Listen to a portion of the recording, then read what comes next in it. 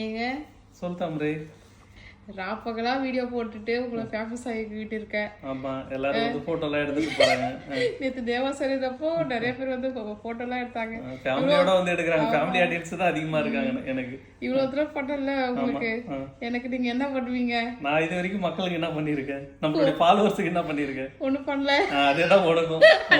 அந்த இவர் சொல்லுவாருல்ல விவேக், அந்த கூட வேலை செஞ்சு சொல்லுவாரு, உன் கூடவே இருக்கிறோம் எங்களுக்கு என்ன பண்ணுவீங்க, இது வரைக்கும் மற்றவங்களுக்கு என்ன பண்ணிருக்கேன், ஒண்ணும் பண்ணல, அதேதான் உனக்கும் அப்படின்ற மாதிரி. நம்ம ஃபாலோவர்ஸுக்கே நான் இது வரைக்கும் எதுவும் பண்ணல, அதேதான் உனக்கும். அதாவது அட்மின்ன்றதுனால அட்மினுக்கு ஒரு எக்ஸைட் வாங்கி கொடுத்துருக்கேன். இது வரைக்கும் ₹1 வந்தது கிடையாது. இதுல இருந்து இன்கம் நான் என்ன பண்றது?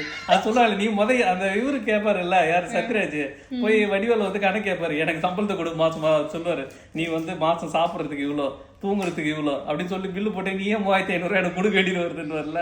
அதே ஆமா, நான் வந்து நைட்டு பக்கமா உங்ககிட்ட நீ கேட்கறதுக்கெல்லாம் கேள்விக்கெல்லாம் பதில் சொல்லிக்கின்னு எல்லாருக்கும் ஏத்த மாதிரியே வந்து நான் கருத்து கதை எல்லாத்தையும் சொல்லி நிக்கிறேன். ஆயா சொன்ன கதையெல்லாம் நான் வச்சுக்கின்னு நீங்க தான் எனக்கு ஏதாவது இப்ப கொடுக்கணும். ஆமா, நீ தான் கொடுக்கணும், அட்மின் தான் கொடுக்கணும். அதாவது அது சொல்லுவாங்கல்ல, எனக்கு ஏதாவது வருமானம் வந்தாதான் நான் அதுல இருந்து உனக்கு கொடுக்குறதுன்ற மாதிரி. எனக்கே ஒரு பைசா வரல, நான் எப்படி உனக்கு கொடுக்குறது? நீ தான் எனக்கு சம்பளம் கொடுக்கணும்.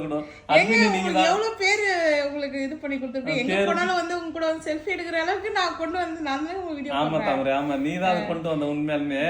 ஏன்னா நிறைய பேர் வந்து சொல்றாங்க, நீங்க வந்து பேசுறதோட உங்க ஒய்ஃப் கேள்வி கேக்குறது எங்களுக்கு ரொம்ப பிடிக்குது, அவங்க வந்து வீடியோவிலே வரனாலும் அவங்க தான் ஹைலைட்டா தெரியுறாங்க அப்படின்னு சொல்றாங்க. நேத்து கேட்டாங்க, நிறைய பேர் கேட்டாங்க, நேத்து கேட்டாங்க இது மாதிரி. அப்ப எங்க ஒய்ஃப்ன்றப்ப கூட நான் சொன்னேன் அவங்க ரெஸ்ட் ரூம் போயிருக்காங்க. ஆமா, அவ்வளவு பேர் வந்து கேட்டாங்க. அது கேட்டாங்க, என்கிட்ட கேட்டாங்க. ஆக்சுவலா அவங்க என்ன நினைக்கிறாங்கன்னா, நான் தான் வீடியோல எடிட் பண்ணி போறேன்னு நினைச்சிட்டு இருக்காங்க எல்லாருமே. அப்பதான் நான் சொன்னேன், எப்பயுமே நம்ம செய்யாத வேலைக்கு நான் பேர் வாங்கிக்க மாட்டேன். நான் அதெல்லாம் நீ தான் பண்ணன்னு நான் சொல்லுவேன். நம்ம கூட பக்கத்துல ஒருத்தர் வந்தாரு, பாஸ்வேர்டு காயத்ரின்னு சொல்லிட்டு போனார்ல, அவர்கிட்ட கூட சொன்னேன் நான் பேசுறது மட்டும் தான் நாங்க, மீதி எல்லாம் எங்க ஒய்ஃப் தாங்க பண்றாங்க அப்படின்ட்டு. தூக்கத்துல இருந்தா நான் தூங்கி இருந்தேன். ஹலோ பிரதர், என்ன தெரியுதான்னு கேட்டாரு. சொன்னேன், கோடு காயத்ரி சொல்லுங்க. ஓகே பிரதர், யுவர் கரெக்ட் அப்படின்ட்டு பேசி நின்றாரு. இந்த பழைய படத்தெல்லாம் பாத்தீங்கன்னா ஒரு பொருளை வந்து கடத்தி எடுத்துட்டு போவாங்க. அப்ப பார்த்தோன்னா அந்த ₹10 நோட்டு கீஞ்சி இருக்கும், அதை எடுத்து 2 ஒட்டி வச்சு பார்ப்பாங்க.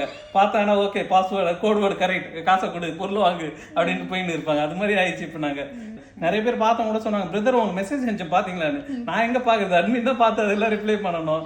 நான் வந்து வேலைக்கு போயிட்டு வந்து அதுக்கப்புறம் இருக்கிற வேலை செய்யறதுக்கே கரெக்டா இருக்குது. வீட்டு வேலையை யார் பாக்குறது? தக்காளி அறியுது. அப்புறம் அது ஒரு சொன்னாரு, எல்லா வேலையும் நீங்க செஞ்சிருக்கீங்க, அவங்க என்ன தாங்க பண்றாங்க அப்படின்னு கேக்குறாரு ஒருத்தர். ஓகே மக்களே.